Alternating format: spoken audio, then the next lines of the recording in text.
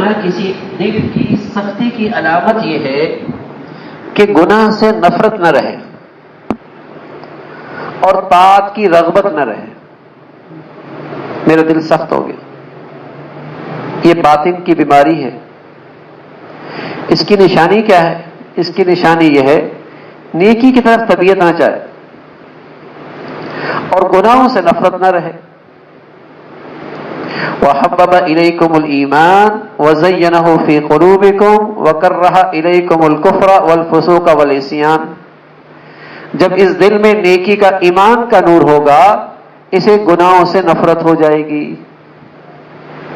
جب اس دل میں ایمان کا نور ہوگا تو اللہ میاں بتا رہے کہ اس کو گناہ سے نفرت ہو جائے گی. اور جب یہ دل سخت ہو جائے گا تو اس کی نشانی کیا ہے؟ گناہ سے نفرت نہیں رہے گی، بلکہ اللہ حفاظت فرمائے، ہم سب کو معاف فرمائے، گناہ ہمیں مزہ آنے لگ جائے. گناہ ہمیں بتائیے، جس آدمی کو خارش ہو، خارش کرنے میں اس کو مزہ آتا ہے، جس کو خارش نہ ہو اس کو مزہ آتا ہے؟ جس کو خارش ہو اس کو مزہ آتا ہے، خارش کرنے میں اس کو مزہ آتا ہے، اور جس کو خارش نہ ہو اس کو خارش کرنے میں مزہ نہیں آتا. تو گناہ میں اسی کو مزہ آئے گا جس کا دل سخت ہے. جیسے خارش کرنے والا ایک بیمار ہے نا، خارش اس کو خارش میں مزہ آئے گا، صحت مند آدمی کو تو مزہ نہیں آئے گا.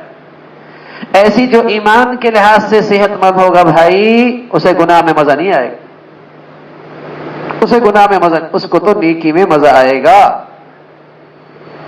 اس کو تو نیکی میں مزہ آئے گا. تو دل کی سختی کی علامت یہ ہے کہ گناہ سے نفرت نہ ہو اور نیکی کی طرف رغبت نہ ہو. حضرت عثمان فرمایا کرتے تھے رضی اللہ تعالیٰ عنہ، جسے اللہ تعالیٰ صاف دل دے دے اور صاف زبان دے دے وہ تو تلاوت قرآن سے سیر ہی نہیں ہوتا.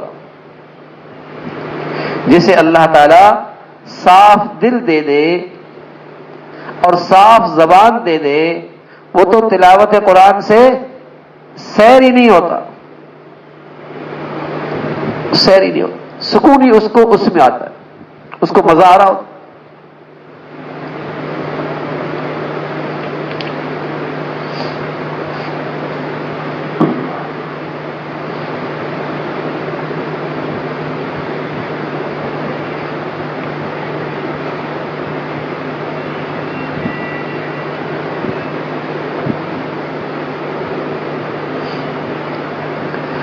یاد رکھنا اتفاق اور اتحاد کی بنیاد ہمیشہ نیکی کے راستہ ہے، اور جس قدر نیکی بڑھتی چلی جائے گی آپ کے ہاں اتفاق رہے گا.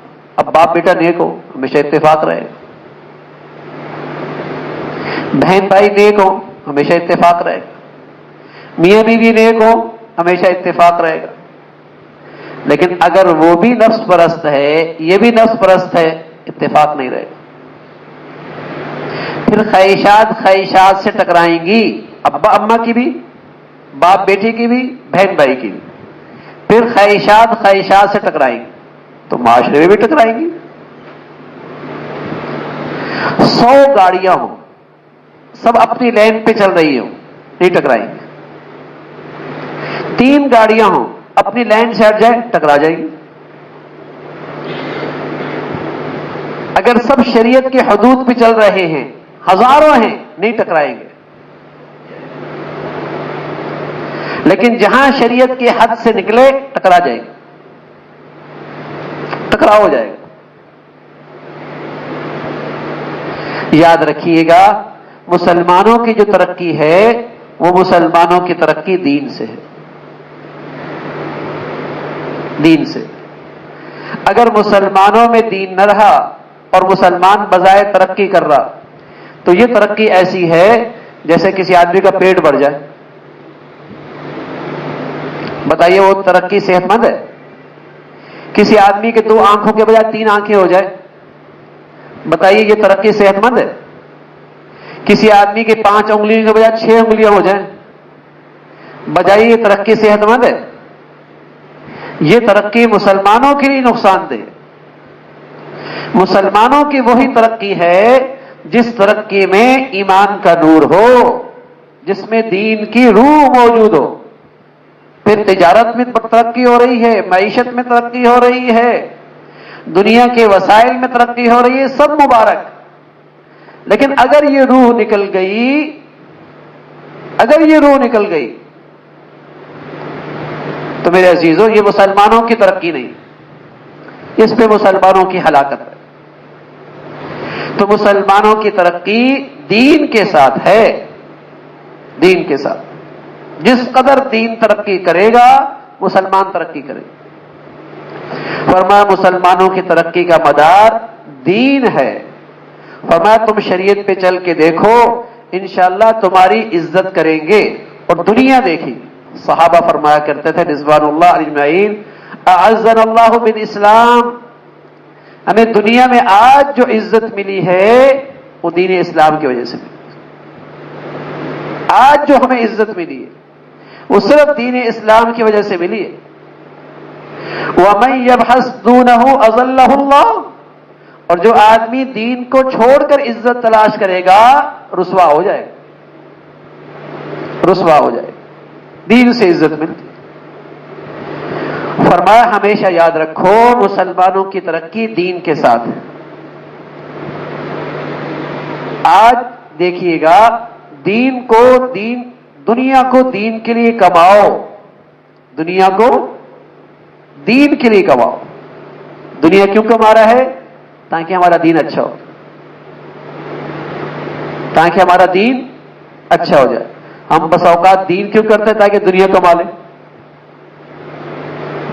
ہم بس اوقات دین کا کام کیوں کر رہا ہوتا ہے؟ تاکہ دنیا کا فائدہ ہو جائے۔ نانا میاں دنیا کماؤ دین کی خاطر، تاکہ تمہارا دین محفوظ ہو جائے، تمہارا ایمان محفوظ ہو جائے، اس لیے کماؤ۔ اپنے بچوں کو حلال کھلائیں گے، پاکیزہ کھلائیں گے، ان کا ایمان محفوظ رہے گا، ان کی آخرت اچھی ہوگی، کسی کے سامنے ہاتھ نہیں پھیلائیں گے۔ اس لحاظ سے دنیا میں محنت کرو۔ دین ہمارا مطلوب، دین ہمارا مقصود۔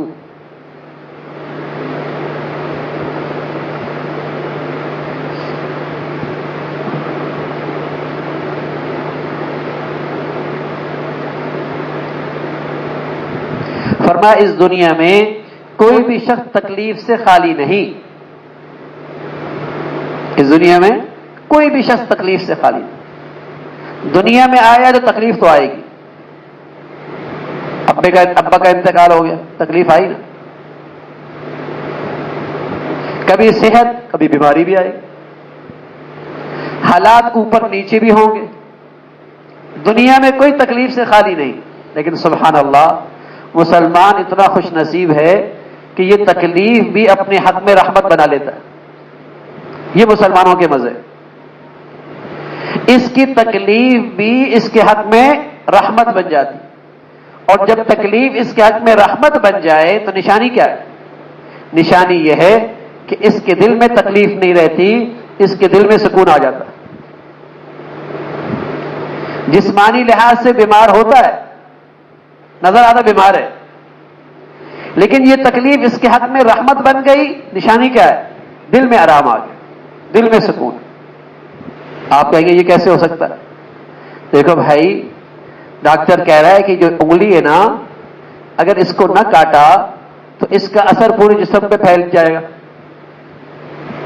اب وہ کاٹنے لگا ہے، کاٹنے لگا ہے، تکلیف تو ہوگی، لیکن آپ کے دل میں اطمینان ہوگا نہیں ہوگا؟ اگر اطمینان نہ ہوتا تو آپ اسے کاٹنے کے لیے کیوں کہتے؟ آپ اس کا شکریہ کیوں ادا کرتے؟ آپ اس کی فیس کیوں دیتے؟ تکلیف ہے لیکن اندر راحت ہو۔ ایسی مسلمان پہ جب تکلیف آتی ہے اور یہ اللہ تعالیٰ کی طرف رجوع کرتا ہے تو اس کی تکلیف اس کے حق میں راحت بن جاتی ہے، رحمت بن جاتی ہے۔ فرمایا اس دنیا میں تکلیف سے کوئی بھی خالی نہیں، لیکن مسلمان اگر اللہ کی طرف رجوع کرے گا اور دعاؤں کا اہتمام کرے گا تو اللہ کی ذات اس کی تکلیف کو اس کے حق میں رحمت بنا دے۔ ورنہ بعض لوگوں کی زندگی میں تکلیف آتی ہے لیکن وہ تکلیف زحمت بنتی ہے، اور زحمت کی نشانی کیا ہے؟ یہ بندہ اللہ تعالیٰ سے شکوے شکایت کرنے لگتا ہے کہ مصیبت کے لیے میرا ہی گھر رہ گیا تھا، تکلیف کے لیے میری زندگی رہ گئی تھی، پریشانی کے لیے کیا میں ہی رہ گیا تھا۔ تو اس کے نتیجے میں یہ علامت ہے، یہ اس بات کی علامت ہے کہ یہ تکلیف اس کے حق میں زحمت ہے، یہ اس تکلیف میں اللہ سے اور دور ہو گیا، یہ اس تکلیف میں اللہ سے شکوے کرنے لگ گیا۔ تو تکلیف تو آئے گی بھائی دنیا میں، لیکن اگر اللہ کی طرف رجوع کریں گے یہ رحمت بن جائے گی اور اس سے دل میں سکون آئے گا۔ خدا تعالیٰ کی یہاں اس کی قدر رحمت ہے۔ حدیث میں آیا اگر تم اپنے خزانچی کو کہو کہ ہمارے روپے میں سے اتنا فلاں شخص کو دے دو تو مالک کے برابر خزانچی کو بھی ثواب ملے گا۔ اللہ کی رحمت بے انتہا ہے کہ صرف کوئی آدمی نیکی کا واسطہ بن جائے، نیکی نہ کرے، نیکی کا واسطہ بن جائے، اللہ تعالیٰ اپنی رحمت سے اسے بھی نواز دے، اس کی رحمت کی کوئی کمی نہیں۔ فرمایا جو بات اپنے کو ناگوار گزرے وہی مصیبت ہے، اور اس مصیبت پر اللہ کے ہاں بڑا ثواب ہے، اور جب بھی کوئی مصیبت آئے تو انا للہ و انا الیہ راجعون پڑھا کرو، انا للہ و انا الیہ راجعون۔ اے اللہ ہم سب آپ کے تو ہیں، ہم سب آپ ہی کے تو ہیں، اور آپ ہمارے اندر کوئی تصرف کر رہے ہماری جان میں، مال میں، عزت میں، تو آپ کو تو حق ہے۔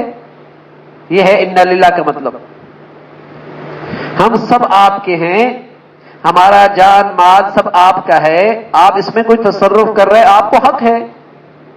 ہاں وَإِنَّا إِلَيْهِ رَاجِعُونَ، ہم آپ کے پاس آئیں گے اور اس تکلیف پہ انعام لے لیں گے، اس تکلیف پہ انعام لے لیں گے۔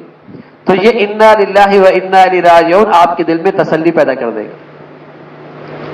اگر آپ اس جذبے کے ساتھ اور اس خیال کے ساتھ مصیبت پہ انا للہ پڑھیں گے تو آپ کو سکون آ جائے کہ اللہ ہم آپ ہی کے تو ہیں اور آپ کو حق ہے، آپ جیسا مرضی تصرف کریں۔ ہاں ہم آپ کے پاس آ رہے ہیں، اپنی اس مصیبت پہ انعام لے لیں گے، اپنی اس مصیبت پہ انعام لے لیں گے۔ تو میرے عزیزو، دین جو ہے نا، دین جتنا بڑا دین آئے گا اور جتنا بڑا حصہ آئے گا آپ کی زندگی خوشگوار بنا دے گا۔ اور ہمیں اس پہ اتنا یقین ہے، جیسے سورج نکلنے کے بعد دن کا آنا یقینی ہے نا، اور سورج جانے کے بعد رات کا آنا یقینی ہے، قسم خدا کی اس سے بھی زیادہ یقین ہے جس کی زندگی میں صحیح معنی میں دین آئے گا اس کی زندگی خوشگوار ہو جائے گی، اس کی زندگی خوشگوار ہو جائے گی۔ اور یہ بھی ہمیں یقین ہے کہ جس کی زندگی سے دین نکلے گا اس کی زندگی سے سکون بھی چلا جائے گا، جس کی زندگی سے دین نکلے گا اس کی زندگی سے سکون بھی نکلے گا۔ اس لیے ہمیں کوشش یہ کرنی ہے کہ اپنے بچوں کو، اپنے گھر والوں کو، ٹھیک ہے نا، ماحول میں جوڑے، صحبت میں جوڑے۔ ماحول اور صحبت سے دین جلدی آتا ہے، ماحول اور صحبت سے دین جلدی آتا ہے۔ میرے بچے اچھے گھرانے کے لیکن صحبت اچھی نہ رہی، خطرہ ہے خراب ہو جائے گی۔ میرے گھر میں دین کا ماحول نہیں، خوش نصیبی سے میرے بچوں کو ماحول اچھا مل گیا، اللہ والے بن جائیں۔ ماحول شخصیت بناتا ہے، ماحول زندگیاں بناتا ہے، ماحول آدمی کے اندر عادات پیدا کرتا ہے۔ تو اپنے بچے بچیوں کو، اپنے گھر والوں کو اچھی صحبت میں جوڑیں گے تو اللہ کی ذات سے امید ہے دین آئے گا۔ اور دین صرف عمل نہیں ہے، سوچ بھی ہے، سوچ بھی دین والی۔ سوچ دین والی کیا ہے؟ مصیبت اللہ کی طرف سے، اور اس میں میرے لیے کوئی اچھائی ہوگی، تکلیف اللہ کی طرف سے، اس میں میرے لیے کوئی خیر ہوگی، بیماری اللہ کی طرف سے ہے، اس پر مجھے انعام ملے گا۔ یہ دینی سوچ ہے، اور جب دینی سوچ آئے گی انشاءاللہ ان تکالیف کے اندر بھی آپ کی زندگی خوشگوار رہے گی۔ ورنہ تو آج ہر آدمی ڈپریشن میں، آج تو ہر آدمی ڈپریس ہے، آج تو ہر آدمی مایوس ہے، سب کچھ ہے لیکن زندگی میں مزہ نہیں. کیوں بھائی؟ دین کی سوچ نہیں. تو جس قدر دین بڑھتا چلا جائے گا زندگی خوشگوار ہوتی چلے گی. اللہ تعالیٰ بھائی عمل کی توفیق نصیب فرمائے. اللہم لک الحمد کلہ ولک الشکر کلہ. اللہم لک الحمد کلہ ولک الشکر کلہ. اللہم اعنا علی ذکرک و شکرک و حسن عبادتک. اللہم اعنا علی ذکرک و شکرک و حسن عبادتک. اللہم اعنا علی ذکرک و شکرک و حسن عبادتک. یا ارحم الراحمین اپنی رضا والی زندگی نصیب فرما، اپنی چاہت والی زندگی نصیب فرما.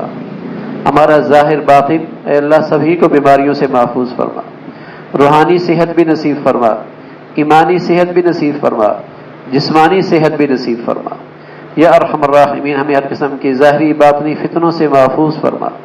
مولا کریم ہمیشہ نعمتوں والی زندگی نصیب فرما، نعمتوں میں شکر گزاری فرما برداری عطا فرما.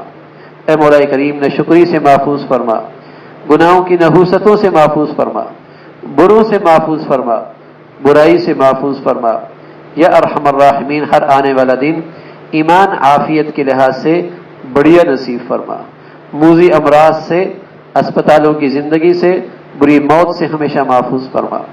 یا ارحم الراحمین اپنے فضل سے ہمیں سلامتی عطا فرما. ہمارے ملک میں نیکی کی اور خیر کی اور تعمیر کی قوتوں کو غلبہ نصیب فرما، شر کی اور تخریب کی اور برائی کی طاقتوں کو نیست و نابود فرما. اے مولا کریم پوری امت اسلامیہ کو سلامتی عطا فرما، غزہ اور فلسطین کے مسلمانوں کی مدد و نصرت فرما. اہل اسلام کو نیکی پر اور ایمانی اسلامی وحدت پر باہمی اتفاق نصیب فرما. مسلمانوں کو ٹوٹ پھوٹ سے، انتشار سے محفوظ فرما. یا ارحم الراحمین ہم سب کے حال پہ رحم فرما. ہمیں اپنے گھروں میں صحیح معنی میں دین کو زندہ کرنے کی توفیق نصیب فرما. بچے بچیوں کی تعلیم تربیت زندگی کے صحیح فیصلے کرنے کی توفیق عطا فرما. اے مولا ہمیں اپنے بڑوں کے لیے صدقہ جاریہ بنا، ہماری اولادوں کو ہمارے لیے صدقہ جاریہ بنا. نستغفر اللہ و نتوب الیک، نستغفر اللہ و نتوب الیک. وصلی اللہ علی سیدنا محمد وعلی آلہ واصحابہ اجمعین برحمتک یا